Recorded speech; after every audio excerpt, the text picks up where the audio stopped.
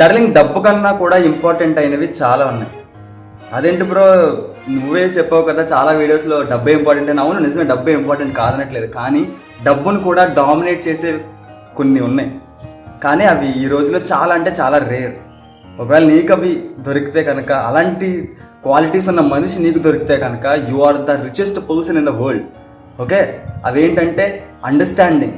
ఏ సిచ్యువేషన్లో అయినా కానీ నిన్ను అర్థం చేసుకునే మనిషి, నీ పాయింట్ ఆఫ్ వ్యూ నుంచి, నీ సైడ్ నుంచి అర్థం చేసుకునే మనిషి దొరకడం చాలా అంటే చాలా కష్టం. రెండో పాయింట్, కేరింగ్. యూనో, ఎవరికి ఫరక్ పడితే చెప్పు, మనం ఎలా పోతే ఎవరికి ఏంటి చెప్పు, అవునా కదా? మనం ఎలా పోతే ఎవరికి ఏంటి? మనల్ని ప్రేమించే వాళ్ళకి మాత్రమే మనకి ఏమవుతుందని చెప్పేసి కావాలి. మనం తిన్నామా, ఉన్నామా, పోయామా, ఎలా వెళ్తున్నాం, ఎక్కడికి వెళ్తున్నాం, ఏం చేస్తున్నాం, ఏం వేసుకుంటున్నాం, పొద్దున్న లేచినప్పటి నుంచి రాత్రి పడుకునేంత వరకు ప్రతి విషయం మనల్ని ప్రేమించే వాళ్ళకి మాత్రమే కావాలి. That's what care. ఏం చేస్తున్నాం, ఎలా చేస్తున్నాం, జాగ్రత్తగా చెయ్యి, బీ కేర్ఫుల్ అని చెప్పే మనిషి కావాలి.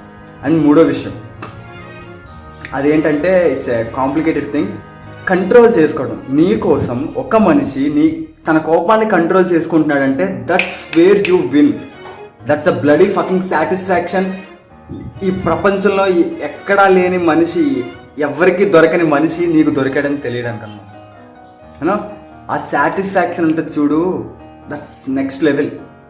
అదేంటి అంత నొక్కిపెట్టి చెప్తున్నామంటే, నిజమే, ఒక మనిషి కోపాన్ని ఏ విషయంలోనే కంట్రోల్ చేసుకోడు. కానీ నీ దగ్గర కోపాన్ని కంట్రోల్ చేసుకుంటున్నాడు. Situation maybe anything, mistake maybe anything, కోపాన్ని కంట్రోల్ చేసుకుంటున్నాడు అంటే you are the luckiest person in the world.